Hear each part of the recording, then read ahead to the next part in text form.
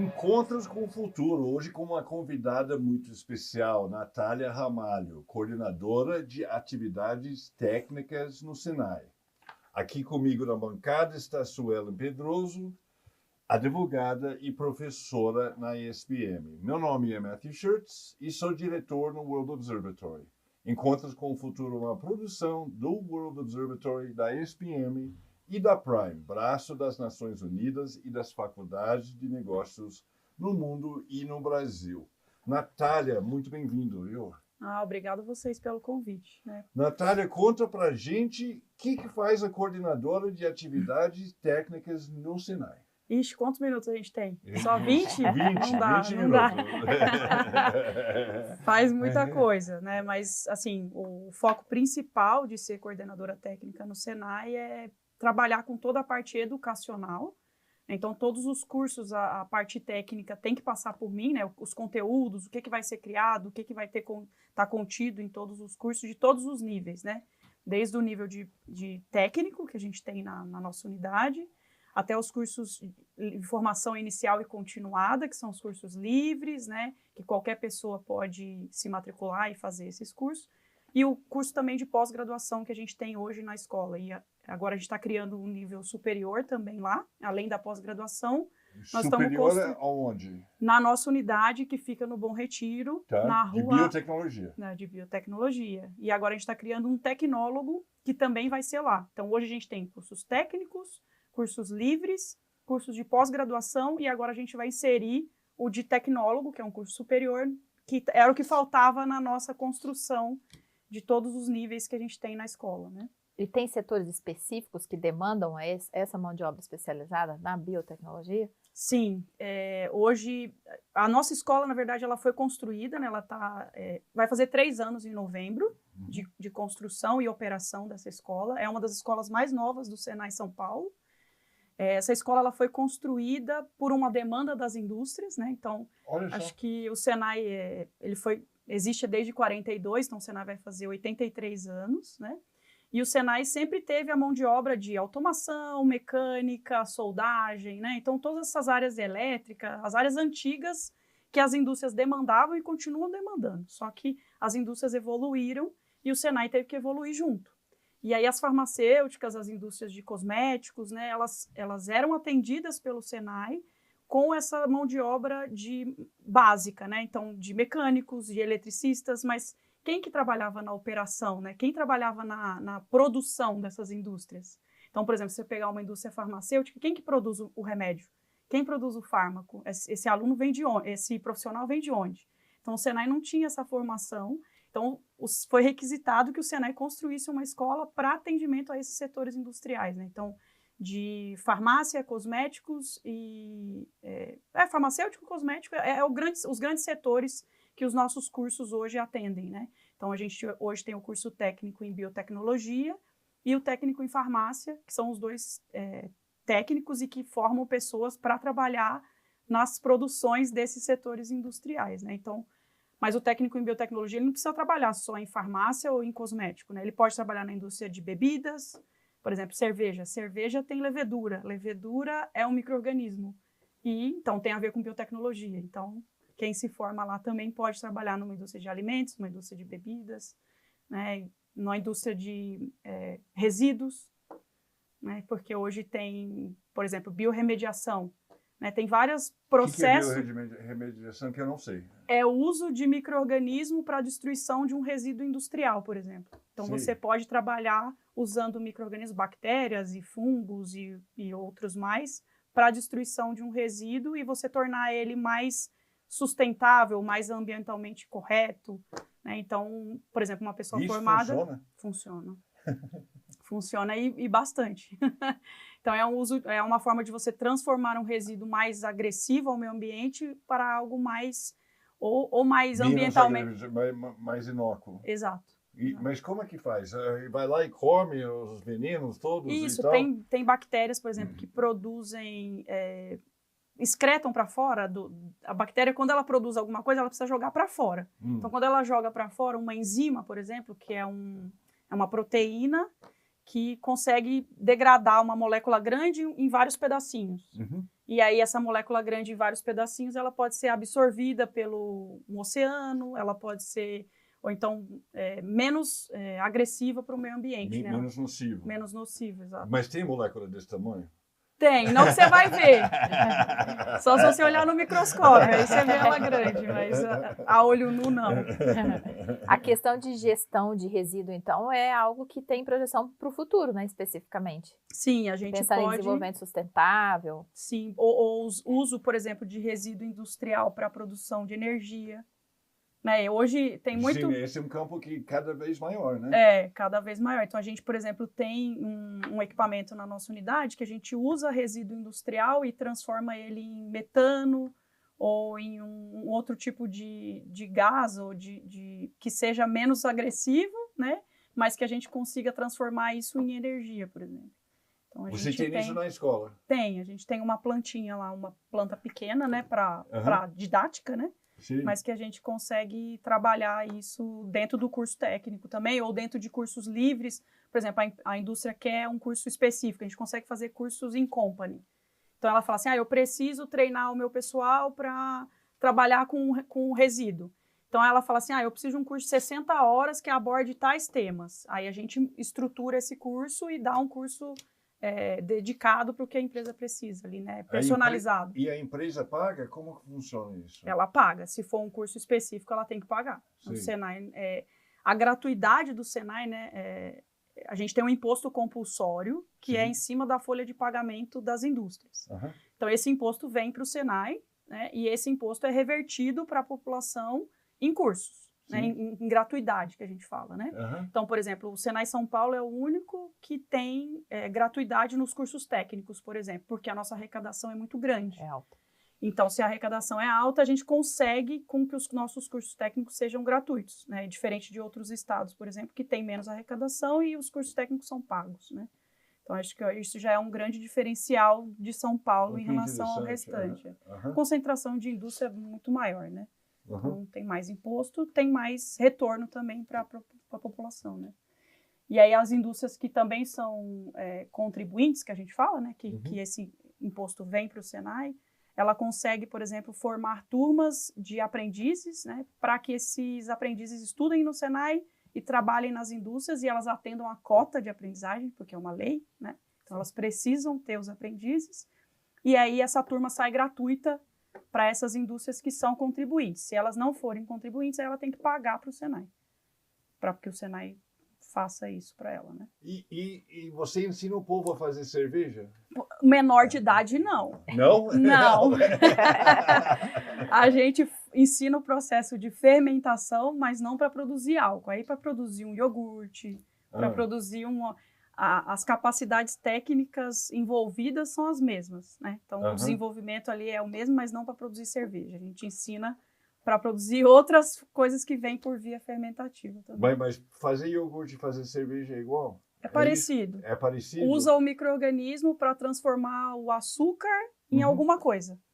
Né? Então, no iogurte, transforma o açúcar para a produção de um pouco ácido, né? Quem come o iogurte sente um ácido, não tem? Sim. Essa transformação que acontece ali, que é a fermentação lática, né? Que a gente fala. Aí tem a fermentação alcoólica, que aí seria da cerveja, por exemplo. Então, o tipo de micro-organismo é diferente, mas o processo em si é muito parecido, né? E quais que são os desafios do setor de biotecnologia pensando em educação? Tem dificuldade no sentido estrutural ou da tecnologia em si? Isso é produzido no Brasil, né? Igual você falou, os modelos que você utiliza, isso é produzido no Brasil? Como que funciona? A gente ainda tem muitos gaps aqui, né, em relação à biotecnologia. A biotecnologia, ela é uma ciência transversal, né, que está dentro de muitos setores industriais, né? A gente está falando aqui de vários, né? Sim. Então, isso é interessante porque, assim, ela é sustentável. A biotecnologia, ela é a ferramenta, ela é a área que as indústrias têm que incorporar para se tornarem cada vez mais sustentáveis, né? Então, quando a gente está falando de equipamentos, por exemplo, a gente tem muitas fábricas de equipamentos que a gente utiliza que são nacionais. Mas quando você está falando de processos mais sofisticados, né, desenvolvimentos mais sofisticados, realmente os equipamentos são importados. Então, por exemplo, a gente tem um bioreator lá na nossa escola, que é é onde a gente faz o processo fermentativo numa escala um pouquinho maior. Então, esse equipamento, por exemplo, é importado. Uns da Alemanha, uns da Suíça, americanos, né? Então, o Brasil ainda não conseguiu desenvolver algo tão refinado. Tem aqui no Brasil? Até tem algumas empresas brasileiras, mas quando você fala de sensores, de algo mais sensíveis, aí a gente realmente tem que partir para equipamentos importados, né? E a gente tem ainda empresas que, por exemplo, indústrias químicas, que o processo delas é extremamente sintético. Então, eles importam a tecnologia, misturam o pó A com o pó B e fazem um medicamento. Então, não tem nenhum desenvolvimento tecnológico no Brasil, né? Então, quando a gente fala de biotecnologia, a gente tem muitas startups no Brasil que são de biotecnologia, mas elas têm muitas ideias, né? Ideias boas, inclusive, só que aí o Vale da Morte ali tem tirado muitas delas, porque elas não têm estrutura, porque é tudo muito caro ainda para se fazer biotecnologia no Brasil. Então, o Senai hoje, inclusive com o Instituto Senai de Inovação que a gente tem, né, a nossa unidade, que é a do Bom Retiro, de biotecnologia, nós temos a parte educacional e a parte de inovação, que é onde tem esse Instituto Senai de Inovação em biotecnologia. E dentro desse instituto, a gente apoia startups para que esse Vale da Morte seja um pouquinho menos agressivo, né? Então, eles conseguem usar a nossa infraestrutura participando de processos seletivos, né, de seleção dessas startups, para que a nossa infraestrutura ajude eles a desenvolver a tecnologia e essa tecnologia ficar aqui no Brasil, né? Então, Deixa eu ver se eu entendi. Então, vamos supor que eu inventei, eu tive uma ideia para um startup com meus amigos da faculdade, digamos assim, aí eu levo lá no Bom Retiro, na escola de vocês, na Senai, de vocês, qual é o número? 10. 10 no Senai. 110. 110 e tal, e eu falo para você, eu gostaria de usar seus equipamentos aqui, e vocês dão apoio para eles, para não fechar. Esse Vale da Morte que você está falando, se eu entendi, é que a empresa tem condições, mas tem condições de passar nesse de processo. Passar e criar um produto, de fato. Exato. Tem uma concorrência, né? Porque o Senai, a gente é público-privado, né? Que a gente fala, porque a gente recebe o imposto privado, mas nós somos auditados pelo Tribunal de Contas. Então, tudo nosso tem que ser muito lícito, aberto, né? Então, essas startups, elas fazem uma fase de concorrência e, sim, as que são selecionadas recebem o apoio do Senai. E o Senai pede... Esse apoio é como? De infraestrutura e dos nossos especialistas também, que apoiam em algumas discussões, em algumas coisas relacionadas ao projeto que a startup tem. A estrutura é física e humana, que é oferecida. Exato. Capital intelectual e estrutural, né? Os dois. Sim. Então, a gente consegue apoiar e o Senai... Qual que é a ideia do Senai? Que essa tecnologia fique aqui, que apoie a indústria nacional e que tenha mais gente empregado e que venha mais imposto para o Senai. Então, o Senai não é concorrente, o Senai não visa lucro, né? A gente visa só que a indústria prospere, né? Então, sim. E o que é um bioreator? Um bioreator é um equipamento que tem controle de temperatura, pressão, oxigenação, né? Vários itens, e o micro-organismo fica ali dentro, é um vaso assim, redondinho, e o micro-organismo fica ali crescendo e produzindo. A gente põe, a biotecnologia, a gente fala que a gente põe o micro-organismo para trabalhar para a gente. Sim. Então, coitado. a bactéria é a nossa escrava, né? A bactéria produz o que a gente ou faz ela engenheirada para produzir alguma coisa que ela não produzia antes, né? Por exemplo, insulina é um medicamento que hoje é produzido por uma bactéria, né? A nossa insulina humana. Não, é o primeiro produto biotecnológico do mercado, né? Foi a insulina. Foi a insulina? Foi a insulina. Sim. A insulina antes ela era extraída do porco. Sim. E injetado nas pessoas. Sim. Aí tinha vários problemas de quantidade e de efeito colateral. Sim. O porco, por mais que ele seja parecido com a gente, ele é diferente, né? E aí eles pegaram o DNA correspondente à produção da insulina e colocaram dentro de uma bactéria. E aí fizeram a bactéria produzir a insulina humana. Sim. Né? Então, eu não sabia dessa história. Que sensacional. A biotecnologia, ela é surpreendente mesmo. Então, quando você começa a estudar o mundo da biotecnologia, você se apaixona e não volta mais. Você não consegue mais não ter isso na sua vida ou usar essas ferramentas para a melhoria do mundo mesmo, né? Porque não tem como voltar atrás mais e depender do petróleo para tudo, né? Então, biotecnologia, eu estudei muito já. Você vê a biotecnologia como alternativa ao petróleo? Sim. Explica isso para mim melhor. Ou mais, porque para eu entender. Tá me fazendo pergunta difícil. Mas a biotecnologia, ela é uma ferramenta que pode ser usada para você ter processos mais sustentáveis. Então, por exemplo, o petróleo é combustível fóssil. Sim, né? Sim. E a gente tem que caminhar para um outro caminho. Então, vamos supor, a gente vai conseguir produzir, por exemplo, plástico via uma bactéria. Já tem bactérias, a petase, por exemplo, vocês já ouviram falar disso? Não. O PET, vocês sabem o que é. Sim, Garrafa sim. PET. Então, já existe hoje um micro-organismo... Mas que é feito de petróleo. Que é feito de petróleo. Sim. Mas hoje existe um micro-organismo que produz o PET. Sim. Ainda não consigo fazer numa quantidade, logicamente, que é a extração do petróleo, mas se consegue fazer um plástico que é de origem bacteriana. Sim. Né? Então, e aí existe uma enzima, que é uma proteína também, que quebra o plástico, que é a petase, que um micro-organismo também produz. Então, você vai usar o plástico e depois você tem como destruir o plástico. Sim. Então, isso é biotecnologia pura. Assim, que eu não tenho com o PET de petróleo. Não. Eu não tenho como destruir aquilo. Então, se botou as bactérias lá para trabalhar, para fazer a garrafa PET de Coca-Cola. Biodegradável. Exato. Não assim, mas é um filme, sim. Mas é isso, então, esse é um exemplo, né? Então, hoje, o pessoal que estuda biotecnologia estuda, na verdade, o micro-organismo. Então, hoje se faz edição de genes, né? Tipo, cortes mesmo. Sim. A gente brinca de Deus, mas com as bactérias, né? Então, de uma forma controlada, né? A gente tem toda uma ética envolvida, todos os testes que se faz, mas para você fazer essa manipulação. A gente fala que é engenharia biotecnológica, né? Engenharia... mas que é edição genética. Edição genética edição dos micro-organismos, né? De leveduras, por exemplo, para a produção de para ir falar de cosmético, por exemplo. Hoje se extrai muitos corantes, né, muitos aromas da biodiversidade brasileira. Mas até que ponto isso também é sustentável, né? A gente vai ficar extraindo, uma hora vai acabar. Então também existem, por exemplo, micro-organismos que produzem corantes, que produzem aromas, ou você faz eles produzirem, né? Então a gente também consegue trabalhar com a biotecnologia em outros setores, né? Fascinante, Natália. Conta um pouco de você. Você está na categoria aqui de liderança feminina. Sim. E eu queria saber da sua carreira, como você chegou a ser coordenadora de atividades técnicas no Senai? Estou no Senai há 13 anos. Né?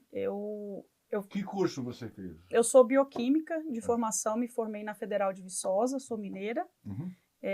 E lá na faculdade eu já tinha um sonho de trabalhar com pesquisa. Eu sempre gostei da área de pesquisa e fazia iniciação científica desde o meu segundo período da faculdade, né? Então lia muitos artigos de um pesquisador aqui de São Paulo, da USP, Walter Terra, o nome dele.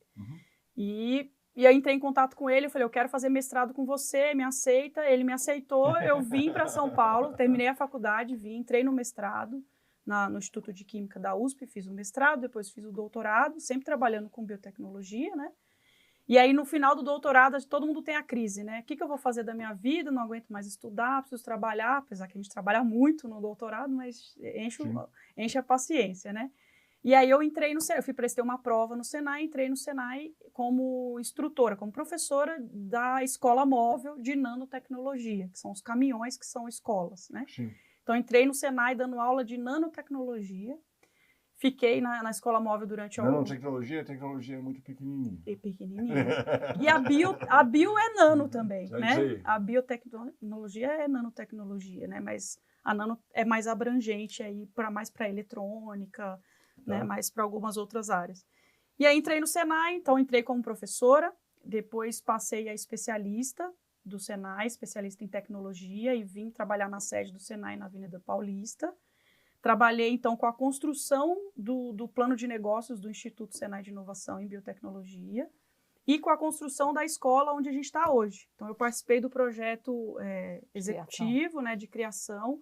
Então, todos os laboratórios, toda a infraestrutura, todos os equipamentos que iam ter em cada ambiente para que a gente pudesse ser o que a gente é hoje, né? Então, participei de toda essa estruturação como especialista. E quando a escola foi construída, fiquei indo na obra, né? Fui lá quando tudo era mato, né? Como se diz. Hoje está o prédio lá construído e... Então, assim, e depois de especialista, eu fui para a nossa unidade. Eu fui de especialista 2, depois especialista 3, e hoje estou como coordenadora da escola. É isso. Sensacional. Natália, muito obrigado. Foi fascinante. Aprendi um monte. Eu também. Né? Legal. Nota 10. Viu?